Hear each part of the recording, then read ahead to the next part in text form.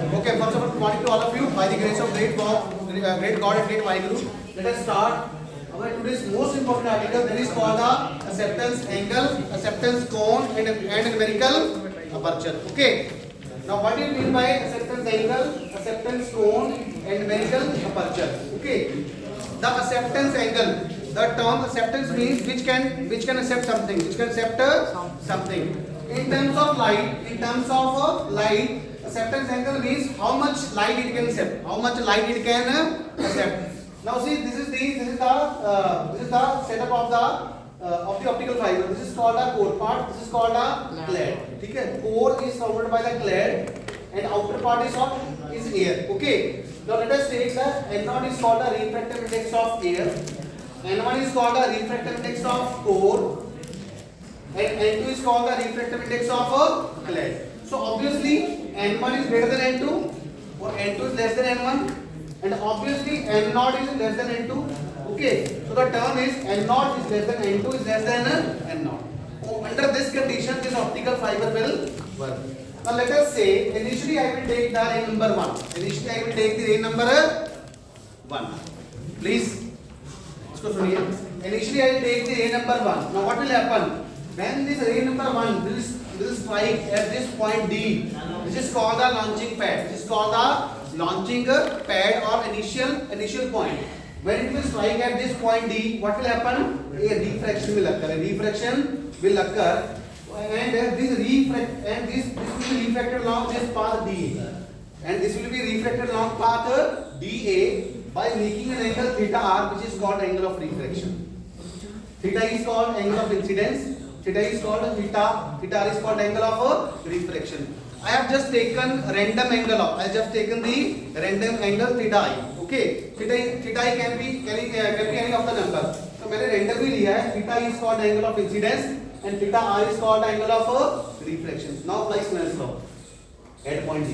What is Snell's law? Snell's law states that multiply the refractive index N0 with the sign of the incidence angle. N0, air से light आ रही है ना, the light. Since the light is coming from air, so we'll take the refractive index of air.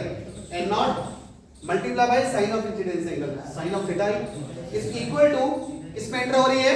It is entering in the core part. It is entering in the core part. So what is the refractive index of core? N1 multiplied by the sign of the refractive index, refraction angle theta r. So we are getting N0 sin theta is equal to N1 sin theta r. Okay. At this point A, it is strike at this point A by making an angle phi. Okay. Which is supposed to be greater than critical angle, and as a result at point A it will suffer a TAR. It will suffer a TAR, and it will automatically travel in the core part. Okay. Now see, this angle is 90. This angle is 90 by construction. If this angle is 90, this means that sum of theta r plus phi would also be equal to 90. So theta r is equal to 90 minus phi. Use this and 2 in 1. So our expression will become, equation 1 becomes N0 sin theta is equal to N1 cos phi. Okay, because sin 90 minus theta is equal to cos of theta. Now see, what I have to take? I have to take the maximum angle of incidence. I have to take the maximum angle of incidence. What is the angle of incidence? Theta I. When will be the theta I will be maximum? When the theta I will be maximum? When this cos phi will be maximum. Because sin theta is proportional to cos phi. Sin theta is proportional to cos phi. Sin theta I is maximum means theta is maximum. दोबारा से बोलता हूँ, theta is maximum when sin theta is maximum, and sin theta is maximum when cos phi is maximum. And when the cos phi is maximum? When phi is zero. When phi is minimum. See, for this interval, for phi greater than or equal to 0 से कौन सा? पाई. 0 से पाई. See, cos 0 1, cos 90 0. I get your point. When phi will be minimum, cos phi will be maximum. I get your point. In terms of cos, it will be inversely. ये उल्टा होगा. Phi is when phi is minimum, cos phi will be maximum, and when cos phi is maximum, then sin theta is maximum, and sin theta is maximum means theta is maximum. I get your point. Now see, phi is equal to when the phi will be minimum. What's the minimum angle of phi? 90. Critical angle. Phi will be minimum when phi is equal to phi c. When phi is equal to phi c, that is a minimum angle. That is a because below phi c क्या होगा? Refraction होगा ना? Below phi c क्या होगा? Refraction होगा. So the minimum angle of phi is phi c, and when phi is equal to phi c, this theta will be equal to the maximum. And let us say that maximum value is equal to theta naught. This is most important point. This is the most important point. When phi is equal to phi c, when phi is equal to phi c, then cos phi will be minimum. Cos phi will be cos phi is maximum. When phi is equal to phi c, when phi is equal to phi c, under this interval, because cos 0 1 and cos 90 0. Cos 90 0. So it means that the graph of cos phi vary from maximum to minimum. Maximum to minimum. Okay. Minimum. Okay. Using this condition in this equation number 3, I am getting n naught sin theta will become sin theta. Sin theta will become sin theta naught. Sin theta naught, and phi will be placed by phi c. Phi will be placed by phi c.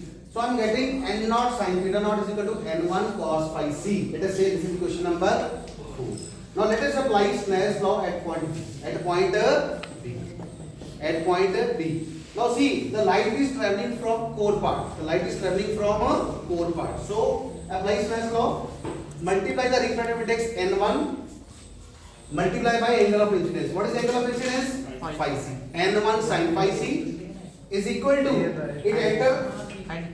it is traveling along the interface of the two surface core and flat, and this angle is 90. This angle is 90. Because at critical angle it will travel along the interface of the two surface core and flat, and in this part the angle of refraction is 90. Angle of refraction is 90. So I am getting n1 sin phi c is equal to n2 sin 90, and sin 90 is 1. Sin phi is equal to n2 upon n1. From here by geometry, cos phi is equal to square root of 1 minus sin square phi c, and you can find out the value of cos phi c is equal to n1 square minus n2 square divided by n1. And down till now. Okay. Now see, this is the value of sin theta naught. This is the value of the sin theta naught. Now we will define the term numerical aperture. Numerical aperture. What is numerical aperture? It is the sine of the acceptance angle. Numerical aperture is the sine of the acceptance angle. What is acceptance angle? This theta naught. This theta naught is called the acceptance angle. This theta naught is called the acceptance angle because it is a maximum angle. It is the maximum angle at which the incident light can travel, at which we can incident the light, okay, in the core part. So theta naught is called the acceptance angle, and numerical aperture is the sine of the acceptance angle. So this is the relation 1 by n naught square root of n1 square minus n2 square. And numerical aperture is also called a figure of merit. It is also called a figure of merit. Sometimes a question can come to define figure of merit. So figure of merit means numerical aperture. So now I will define a new term, delta. Delta is equal to n1 minus n2 divided by n1. And delta is called a fractional change in refractive index between core and flat. Now see, this refractive index of flat is slightly less than the core part. So we can take n1 plus n2 is roughly equal to 2n1. Is roughly equal to 2n1. n1 plus n1 2n1. So see, what I will do, I will deliberately multiply by n1 and divide by n1. And this would become a delta, and this would become a n1 into 2n1. That become a 2n1 square. n1 square will get take out from the square root, and this will become a numerical aperture is equal to n1 by n0 square root of 2 delta. I can write here, the space is not available, so I can write here also numerical aperture is n1 divided by n0 square root of 2 delta. So this is the expression for the numerical aperture. So let us come back to this diagram. Now see, this is the maximum angle. This is the maximum angle. This is the maximum angle at which we can strike the other line. At which we can strike our incident line. Let us say this angle is 40 degree. Let us say this angle is 40 degree. Let us say theta naught is 40 degree. Now what would happen if I strike our incident light greater than 40 degree?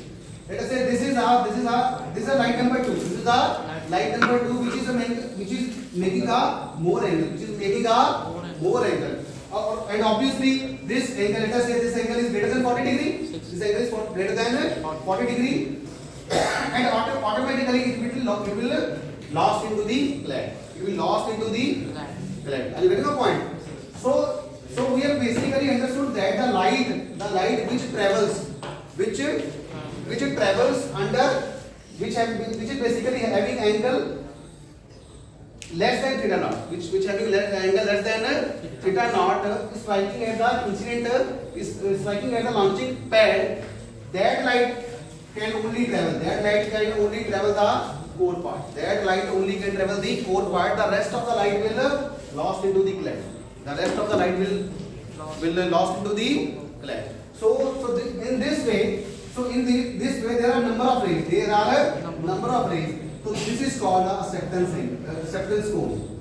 This theta naught is called a acceptance angle, and this is called a acceptance cone. So it means we can accept all the light. We can accept all the light within this acceptance cone, and all the light which is traveling in the acceptance cone will travel in the core part. And the light which has angle greater than this theta naught will automatically lost into the clad. And it will not travel in the core part. Now you understand the utility of this acceptance cone? Okay. इसको मैं यहाँ पे आपको समझाता हूँ दोबारा से.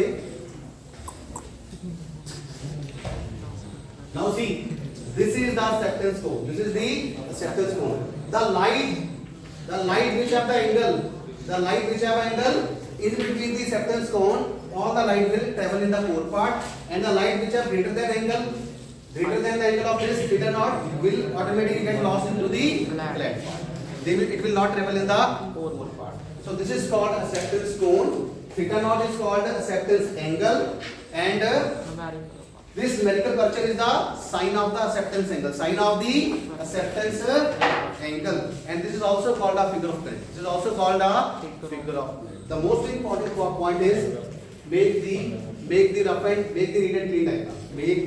neat and clean diagram, and then apply the Slash law at 2 point, and automatically by these calculations we will get a numerical curvature. So the exam point of view, this is the most important article. This is the most important article. We find acceptance angle, acceptance cone, numerical curvature, or figure of merit. These are the questions that is usually asked by the examiner in the optical file. Any doubt on this part? Any doubt in the mathematics? Okay, thank you so much.